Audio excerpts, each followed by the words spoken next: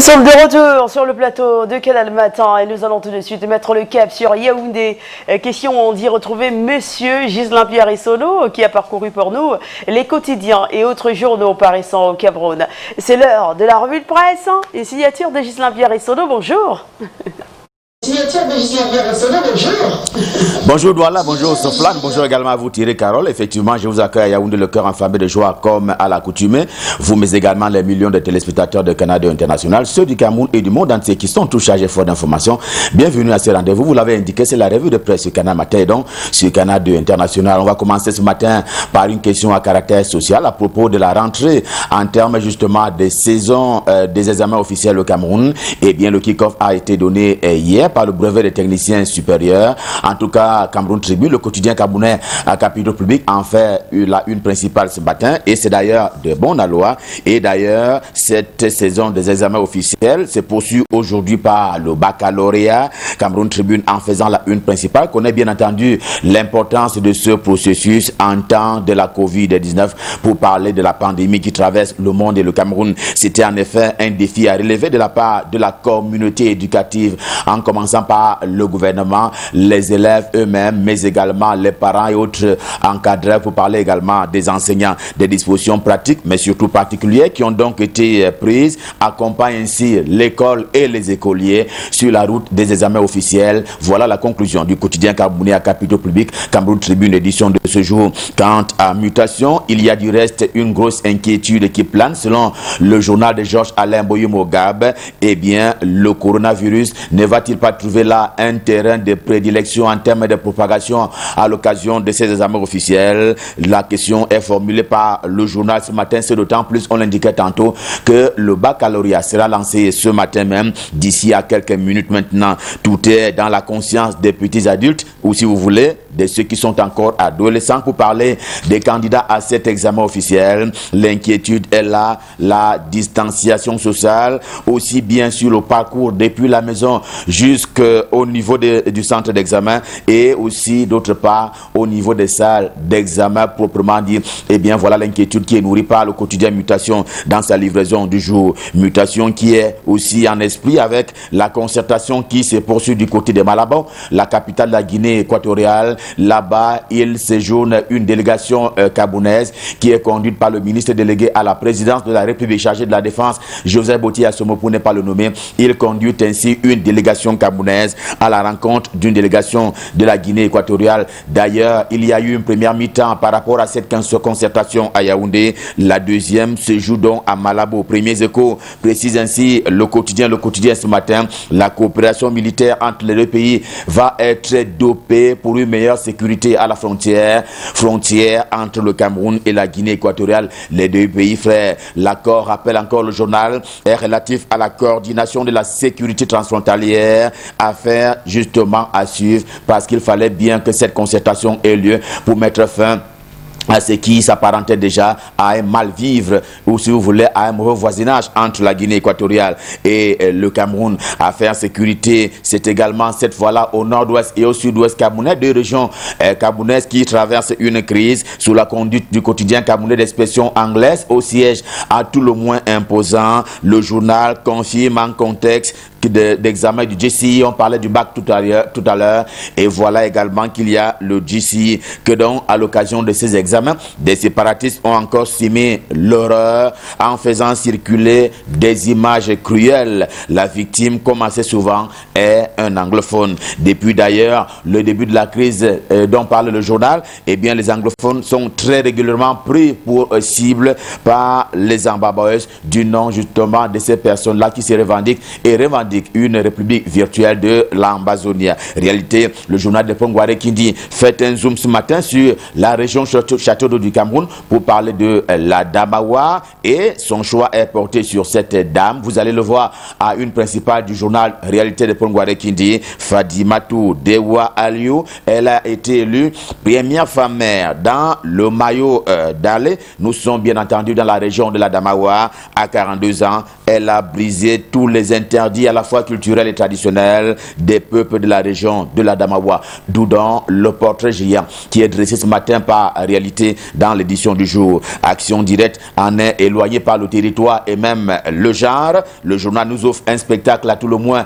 désolant, cette fois-là à la commune de Bafoussam, premier, capitale de la région de l'Ouest Cameroun. Et là-bas, l'ancien maire qui s'étripe avec un conseiller au tribunal. On parle, rappelle encore le journal Action Directe, on parle donc d'un butin de près de 120 millions de francs CFA qui divise. Et l'argent dont il est question, justement, avait trait à l'acquisition d'un terrain lui-même destiné à la construction de l'hôtel de ville de l'arrondissement de Bafoussam premier. Tribune d'Afrique nous transporte à son tour du côté de Douala, la capitale économique du Cameroun. C'est au siège de la Camerco pour parler de la compagnie aérienne nationale et elle sera privatisée. On en parle depuis quelques jours maintenant. D'ailleurs, la décision d'ouverture du capital au privé vient de Ferdinand Ngongo, le ministre d'État, secrétaire général de la présidence de la République, qui a pour cela adressé une correspondance au premier ministre chef du gouvernement,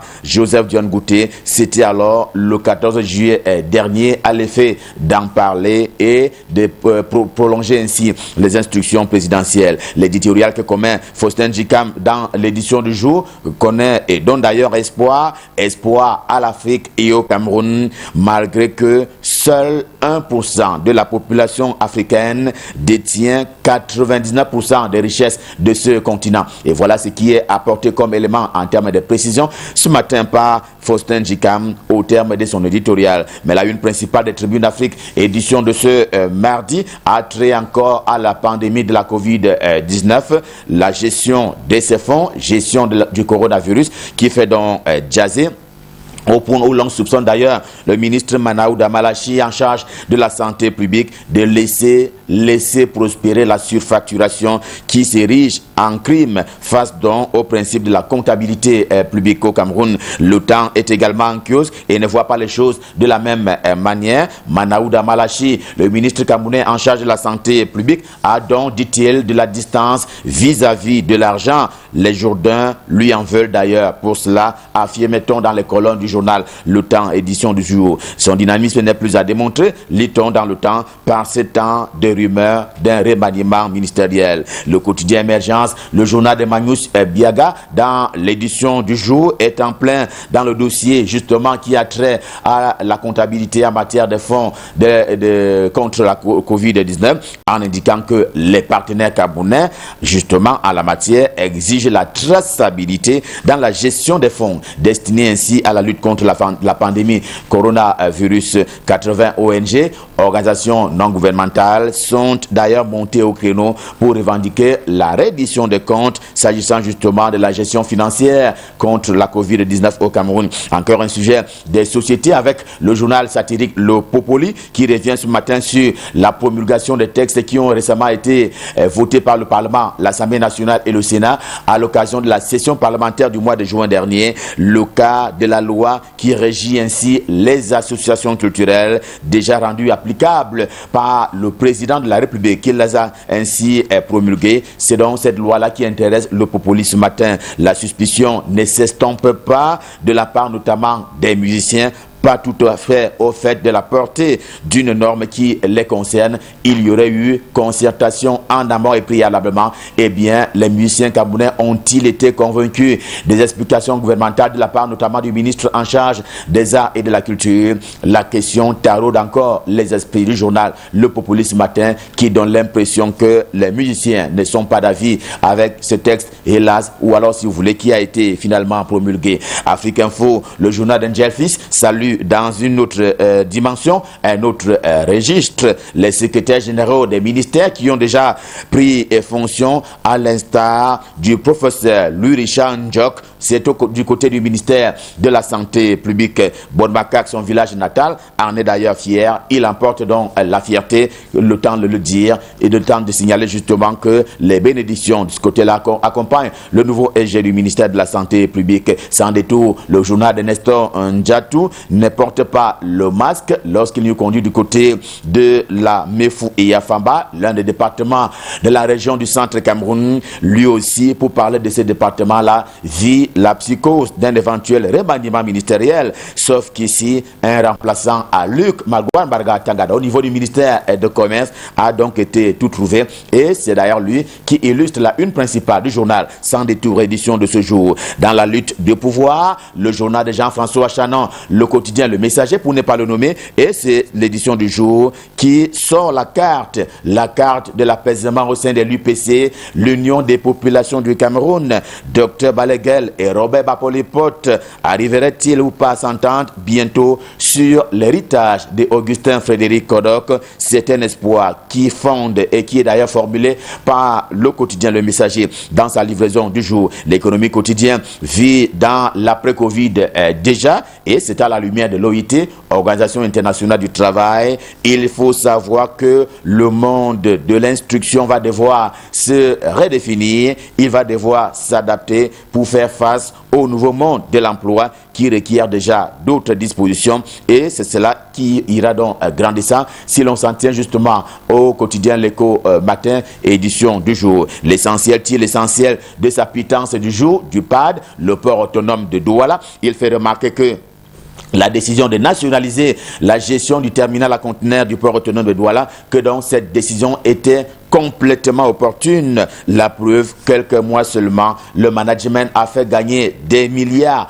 par dizaines de francs CFA à l'État du Cameroun. Ce n'était pas évident par le passé. Prospective Nouvelle nous en parle. Il parle justement parce que Jean-Baptiste Biaye est devenu chrétien engagé. Il est devenu chrétien engagé, d'où donc son intérêt à suivre Monseigneur Dassi. C'est le nouvel évêque de Bafia qui tient désormais son bâton de pèlerin.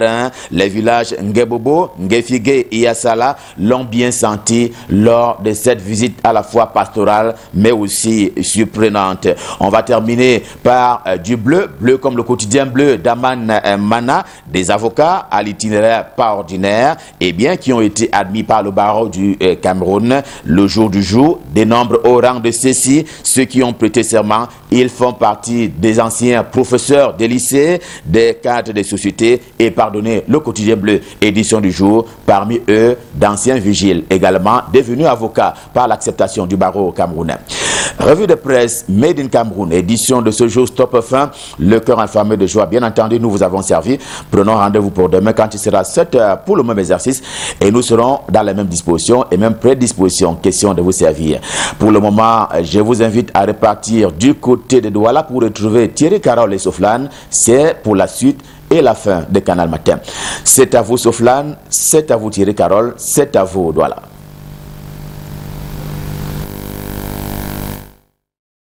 Oui, tout à fait, hors de nos frontières. On va noter que l'ex-président soudanais Omar El-Béchir est devant la justice. C'est en effet ce mardi que débute son nouveau procès, contre l'ancien chef d'État qui a donc quitté le pouvoir après un coup d'État en avril 1989. Il avait déjà été condamné à 2 ans de prison pour corruption en décembre dernier et cette fois, il est dans le box des accusés pour justement un coup d'État, celui de 1989 qui l'a amené au pouvoir. Et puis au Zimbabwe, il y a de nombreuses personnes qui ont été arrêtées pour infraction au confinement. La police dit avoir arrêté plus de 100 000 personnes ayant enfreint les règles de confinement, port de masque ou encore interdiction de se déplacer depuis le début de l'épidémie du coronavirus. Les organisations des droits de l'homme, elles dénoncent évidemment des arrestations abusives et accusent les autorités de réprimer l'opposition sur le couvert de cette lutte contre la Covid-19.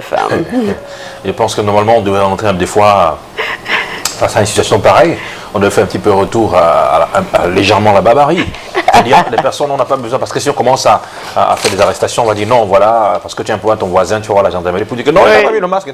Non, on fait quand quelqu'un n'a pas le masque, on le chicote un peu au carrefour. Oh là là. Ouais, des fois il faut ça. On n'a pas le droit de faire ça. Vous avez vu j'ai vu sur les réseaux sociaux une vidéo où il y a des personnes qui étaient dans une mosquée et qui avaient bravé naturellement ces mesures barrières. Oui. Eh bien, à la sortie de ma mosquée, tout simplement, les forces de l'ordre étaient juste devant.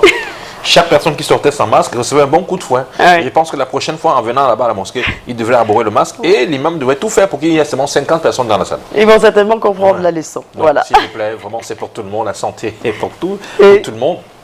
Si vous êtes atteint du Covid sans masque, sachez tout simplement que vous allez contaminer un nombre impressionnant de personnes. Ça, c'est clair. Donc l'idéal pour tout le monde serait bien entendu, comme on l'a si bien dit, d'avoir son masque quand on sort dans la rue. Allez, ce matin, 21 juillet 2020, c'est un jour spécial dans la vie également de la maman d'une artiste, la mère de Jennifer Fa. Jennifer Fa qui est une artiste camerounaise, et bien sa maman, Madame Françoise Émeraude Ecom. Madame Françoise Émeraude Ecom, vous avez un an de plus ce matin, maman, et bien, joyeux anniversaire. Plus de bénédictions et un embouteillage de bonheur. Donc, Et puis nous allons souhaiter un bel anniversaire au DG des Prodifam à Yaoundé, Monsieur Anatole Nguemo, qui nous suit très religieusement. Hein. Quand vous avez quelqu'un qui vous suit religieusement, Avec il un faut faire intérêt attention. particulier. Bah oui, il faut faire attention parce qu'il a toujours des remarques et des suggestions très On en a intéressantes. Et évidemment, on en a besoin. Monsieur Anatole Nguemo, très bel anniversaire à vous, tout son personnel, hein, tout le monde s'est activé hier. Ah oui, c'est hier qu'il avait un an de plus. Tout le monde s'est activé hier pour lui souhaiter un très bel anniversaire. Non, c'est Vous bien. imaginez un patron comme ça, Ouais. il a son anniversaire et tous les employés se mettent voilà, pour lui souhaiter un bel anniversaire. On lui offre même un cadeau surprise. waouh. Ça veut dire que c'est un bon patron ou pas? Mais ça veut dire que les employés sont contents. Ah oui? Ouais. C'est pas pour le caresser dans le sens du poil? Non, non, non, non, à partir du moment où il les rend heureux, ils doivent également envoyer l'ascenseur. Ah oui? Ouais, c'est vrai. Hein. D'accord. C'est vrai ça. Mais c'est vrai aussi que, bon, il y a des moments où on n'a même pas envie de sourire au patron. Ah. De toute façon, il s'en fout de votre sourire. Le plus important, c'est que vous travaillez. Si vous travaillez bien, c'est déjà ça. Ouais, c'est le plus Monsieur important. Anatole Nguemo, on pense à vous ce matin. Joyeux anniversaire.